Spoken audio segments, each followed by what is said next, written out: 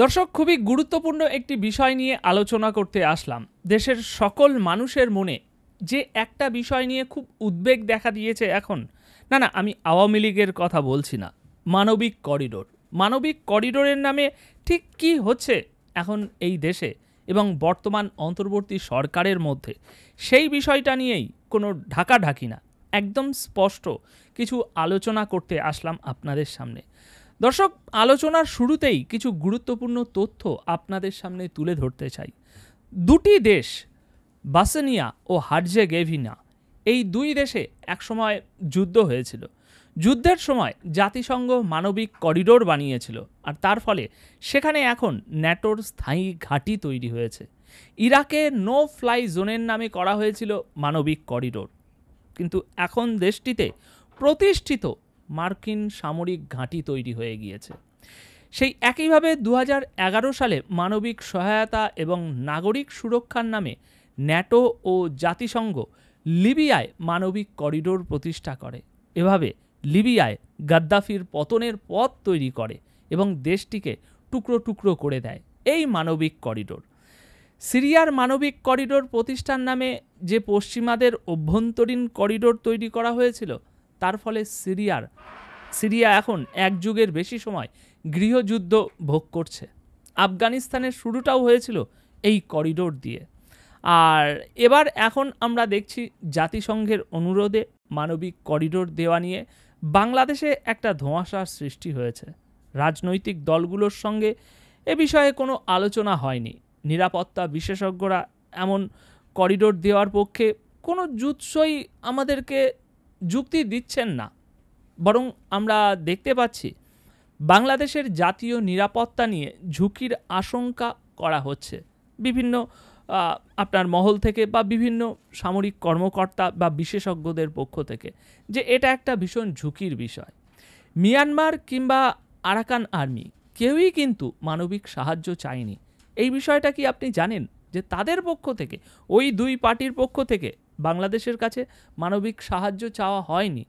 Rakhine রাজ্যে দুর্ভিক্ষের আশঙ্কার কথা জাতিসংঘের তরফ থেকে বলা হলেও মিয়ানমার এমন কোনো আশঙ্কা করছেন না।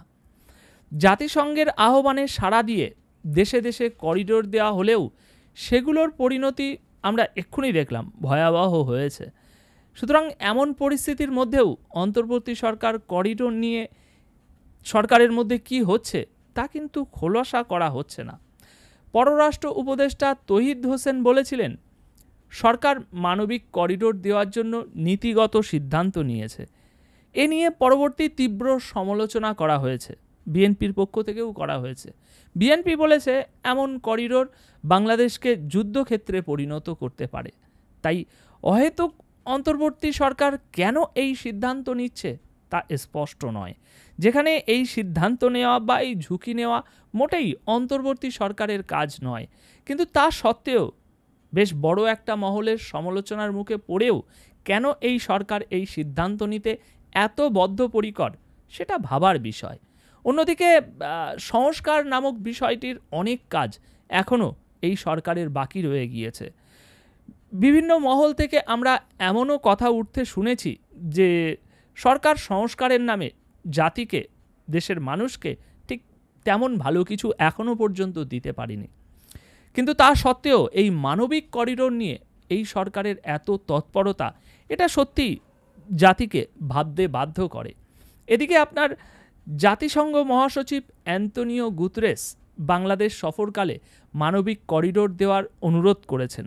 তবে দেশের অভ্যন্তরে তীব্র সমালোচনার মুখে জাতীয় নিরাপত্তা উপদেষ্টা খলিলুর রহমান কিন্তু বলেছিলেন যে করিডোর নয়, বাংলাদেশ আসলে প্যাসেজ দিচ্ছে। মানে তার ভাষায় করিডোর ও প্যাসেজের মধ্যে বিস্তর তফাৎ। যদিও সেই বিস্তর তফাতের বিষয়টা কি সে সম্পর্কে বিস্তারিত কিন্তু কিছুই বলেননি তিনি। ফলে একটা ধূম্রজাল ঠিকই তৈরি হচ্ছে চারপাশে এই মানবিক করিডোরকে ঘিরে। কি হচ্ছে মানবিক করিডোর নিয়ে, কেন এই লুকোচুরি? এদিকে আপনার রোহিঙ্গা বিরোধী আরাকান আর্মিকে মানবিক সহায়তা দিলেও তার রোহিঙ্গাদের ফেরত নিতে কিন্তু কোনো সহায়তার প্রতিশ্রুতি দেয়নি, বরং নূতন করে রোহিঙ্গা বিতাড়িত করে বাংলাদেশে পাঠানো হচ্ছে, এমনও কিছু রিপোর্ট আমরা দেখেছি। এদিকে নিরাপত্তা বিশ্লেষক মেজর জেনারেল এম মনিরুজ্জামান তিনি বলছেন, মিয়ানমার সরকার ও সে দেশের যে সার্বভৌম সীমান্ত আছে সেটাকে আমরা স্বীকার করি। সীমান্ত পার হয়ে তাদের দেশে কোনো কিছু পাঠাতে চাইলে মিয়ানমার সরকারের সঙ্গে আলাপ আলোচনা করে সম্মতি লাগবে। এ ধরনের সম্মতি পাওয়া গেছে বলে আমরা জানতে পারিনি। তিনি আরও বলছেন, মিয়ানমারে বর্তমান যে গৃহযুদ্ধ চলছে সেখানে রাখাইন খুবই জটিল সংঘাতপূর্ণ এলাকা। করিডোর স্থাপন করে সেখানে যদি আমরা সাহায্য দিতে চাই তাহলে একটা সংঘাতপূর্ণ এলাকার সঙ্গে আমরা নিজেদের জড়িত করব।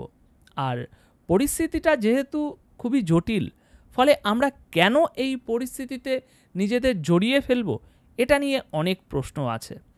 ওনার ভাষ্যে তিনি যে এই প্রশ্নগুলো তুলেছে এবং কথাগুলো বলছে, সত্যিই কিন্তু এগুলো ভাবার বিষয় যে কেন এই সরকার এত তৎপর, এত বাধা থাকা সত্ত্বেও। সাধারণত আন্তর্জাতিকভাবে যেটা দেখা যায়, প্রতিবেশী রাষ্ট্রে যদি কোনো সংঘাতময় এলাকা থাকে তাহলে তার থেকে নিজেকে বাঁচিয়ে রাখে, তার সঙ্গে কেউ যুক্ত হয় না।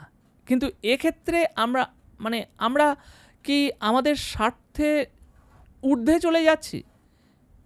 নিজেদের স্বার্থের ঊর্ধ্বে গিয়ে নিজেদেরকে অপর এক ব্যক্তির সাথে জড়িত করতে যাচ্ছি? এ ব্যাপারে আমরা এখনও পর্যন্ত কোনো সঠিক উত্তর খুঁজে পাইনি। এম মনিরুজ্জামান আরও বলছেন যে করিডোর তো মুখে মুখে হয় না। করিডোর হতে গেলে একটা স্থাপনার জন্য ভৌগোলিক রূপরেখা এবং এর নিরাপত্তা কী হবে, নিরাপত্তার দায়িত্ব কে নেবে, এ ব্যাপারেও আমাদের পরিষ্কার কিছু বলা হয়নি। তিনি আরও বলছেন যে আরেকটা ব্যাপার খুবই গুরুত্বপূর্ণ, এটা খুবই স্পর্শকাতর এবং জাতীয় নিরাপত্তার সঙ্গে জড়িত একটি সিদ্ধান্ত। এই বড় ধরনের সিদ্ধান্ত অন্তর্বর্তী সরকার এককভাবে নেওয়া উচিত হবে না। সাধারণত এ বিষয়ে সংসদে আলাপ আলোচনা করে সিদ্ধান্ত নেওয়া হয়ে থাকে। যেহেতু আমাদের এখানে বর্তমানে কোনো সংসদ নেই, ফলে সরকারের উচিত হবে রাজনৈতিক দলগুলোর সাথে বিশদভাবে আলাপ আলোচনা করে তাদের সম্মতি নিয়ে সিদ্ধান্ত নেওয়া। তবে দর্শক, এখানে একটা গুরুত্বপূর্ণ কথা ভুলে গেলে কিন্তু হবে না। যেসব অঞ্চলে যুদ্ধ চলে সেখানে মানবিক করিডোর বা সহায়তা খুবই স্পর্শকাতর একটা বিষয়, কারণ এর সঙ্গে সামরিক বিষয় চলে আসে। কুর্দিস্তান, বাসেনিয়া ও ইউক্রেনে এমন মানবিক করিডোর কিন্তু নিরাপত্তা সংকট তৈরি করেছে। সম্প্রতি সময়ে মিয়ানমারে যখন আমরা দেখলাম ভয়াবহ ভূমিকম্প হয়েছে, সেই ভূমিকম্পের মধ্যেও সেনাবাহিনীর বোমা বর্ষণ ও যুদ্ধ পরিস্থিতি বিরাট ছিল। তাই এসব বিবেচনা করে মানবিক করিডোরের জন্য বাংলাদেশকে এগিয়ে যাওয়া কতটা সঠিক সিদ্ধান্ত, সেটা সত্যিই ভাবার মতো একটা প্রশ্ন। অন্তর্বর্তী সরকারের উচিত ছিল সব রাজনৈতিক দল এবং সংশ্লিষ্ট নিরাপত্তা বাহিনীর সঙ্গে কথা বলে তাদের মতামত নেওয়া, কিন্তু সেটা না করে আসলে এটা নিয়ে একরকম রাগ ঢাক করা হয়েছে। হুট করে পররাষ্ট্র মন্ত্রণালয় থেকে বলা হয়েছে আমরা করিডোর দিতে যাচ্ছি। এখন এই বিষয়টা খোলসা করতে হবে, জনগণকে জানাতে হবে, একটা ট্রান্সপারেন্সি রাখা উচিত ছিল। যেহেতু এটা জাতিসংঘের অনুরোধ, এটা সরকার, সংশ্লিষ্ট মন্ত্রণালয় ও উপদেষ্টাদের দায়িত্ব, কিন্তু তারা এখনও ঠিকভাবে সেটা করছেন না বা বলা ভালো করে দেখাতে পারছেন না। বিভিন্ন জায়গা থেকে বিভিন্ন ধরনের মন্তব্য আসতে দেখা যাচ্ছে, ফলে মানুষের মনে সংশয়টা আরও ঘনীভূত হচ্ছে প্রতিদিন যে করিডোরের নামে আসলে কি হচ্ছে। দর্শক, এ বিষয়ে আপনাদের মতামত কি? যে এত বাধা, এত বিপত্তি, এত সমালোচনা, ঘরে বাইরে চারিদিক থেকে সমালোচনা হচ্ছে, ধূম্রজাল সৃষ্টি হয়ে গিয়েছে, কিন্তু তা সত্ত্বেও কেন এই সরকার এই করিডোর নিয়ে এত উৎসাহী হয়ে উঠেছে? এ বিষয়ে আপনাদের মতামত কি? কমেন্ট বক্সে অবশ্যই জানিয়ে যাবেন। ধন্যবাদ আপনাদের সকলকে।